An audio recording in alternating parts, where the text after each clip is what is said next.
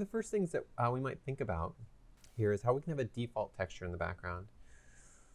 Now, if you use the in top, you've got this great little handy dandy second input, which becomes the default image.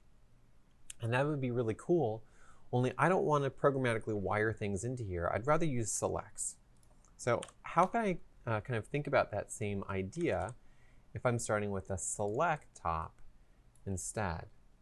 And I'm going to go ahead and give this a name, select_content. You'll notice that I always leave the name of the operator here as a kind of prepended portion of the operator.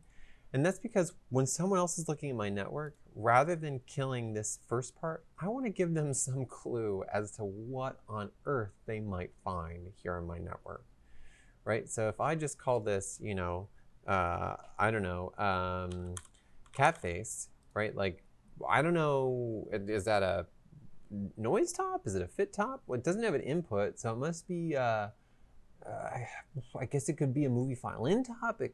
This could be all sorts of things.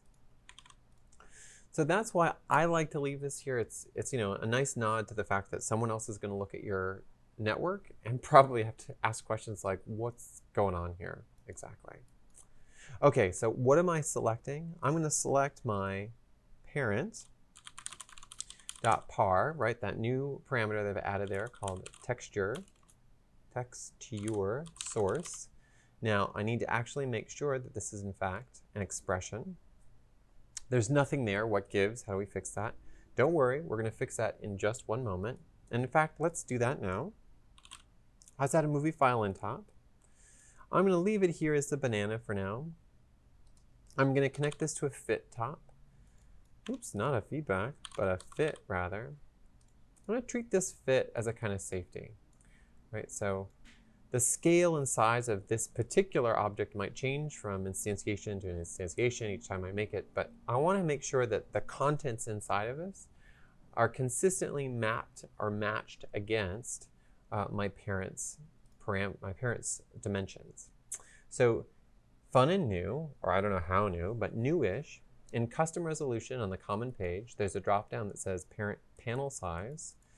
So rather than having to write an expression, parent.par.w or parent.width, instead, I can go ahead and just set that up automatically.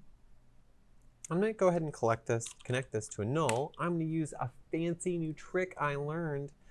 Clicked on this operator, Alt-N, is going to go ahead and give me a null right away. I'm going to leave this null1 as its name. Okay. I'm going to go ahead and right-click in my network. I'm going to open my parent parameters, and sure enough, I can see that texture source, if I drag my null in right over here, I now have that living right over here as what I want to select from, right? So I've plunked this upstairs, it's selected inside. This essentially is a way of making sure that I always have a default texture here. Now, I suppose the one thing I could do to really be, kind of spot on and thoughtful is I could click on Customize this component one more time. So I went upstairs, right-clicked on my container projector. And under the texture source, I could go ahead and grab this /null1. I could drop it in here, and I could make sure that /null1 gets left as the default. So why do that? That means if I change this for some reason, I could right-click on the parameter, I could reset the parameter, and it will always go back to null1, which happens to be my default. Let's fix one other thing. Here on my fit, I want to make sure that I also use the fit outside. There we go. I want to throw away some of the extra border space. Now, I actually want to see this on the background here, so let's fix a few other things.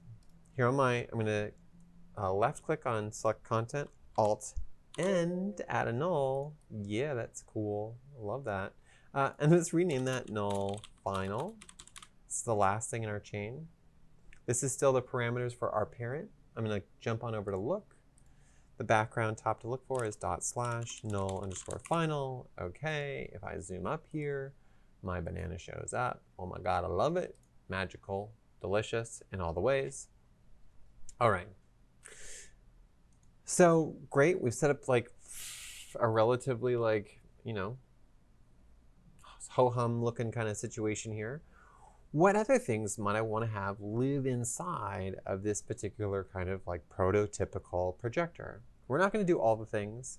We're going to start with just kind of a base layer set of ideas that we might want to manipulate and start from. I'm going to add another select. And this select, I'm actually going to call it select calibration. What on earth do I want to select?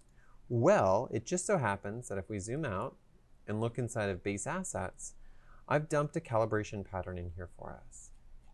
And I want to go ahead and grab that thing. Why do I want to grab that calibration pattern instead of just dropping in another movie file in? Well, one of those questions is resources. I don't want to have more movie file ins than I absolutely need in a project. Every single operator you use is associated with some memory, and every movie file in is opening another movie file that I've got to worry about. The other reason is, let's say that I want to use the same calibration pattern across all of my output windows. I don't want to have to change this in every single one of those. I only want to be able to change it in one global location and have it update across all my operators and output windows.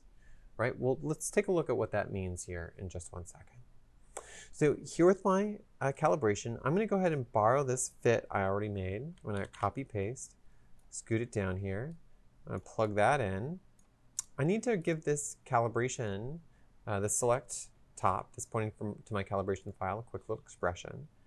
I'm going to turn on expressions here, and I'm going to use these global op shortcuts in a really handy way. So I want to look for the operator op.output assets. I've already happened to name that for us, so I know what that is. And I want to look for the .operator. I want to look for the operator inside of op.assets that's called null_calibration. That is, in fact, the one I want to grab. Cool. Next, I want to add a switch top here into my network. First things first, I'm going to plug in my content, and then I'm going to plug in my calibration that's been fit, and then I'm going to route that up here to the final. Now, I would love for this to be controlled, sure enough, by the switch that I made on the parent above. Let's go ahead and open up our parent parameters. Right? We did that by right-clicking in the network, selecting Open Parent Parameters. Let's scooch that over here on Settings. So I want to use this calibration pattern to drive that. Okay, cool. I'm going to use the handy new feature called Bindings. It's here in Touch. Let's flip on this little purple flag first, and I want to look at my parent, the parameter called Calibration Pattern. Excellent. We'll see there's a little purple dot that shows up in the bottom left-hand corner here of my calibration pattern. And now I can flip that on and off. Why is it important that the calibration pattern is plugged into the second input? Because I want the expression to match 1, true, right? If it's on, it's true, it's 1, it's the input 1. If it's off, this parameter would evaluate as 0, or false, which would be 0.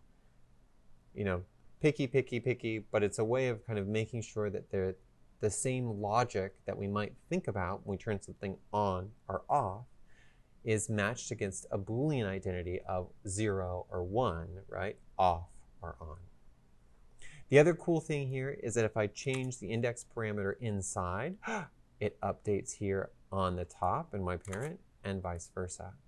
Oof, I just love that so much.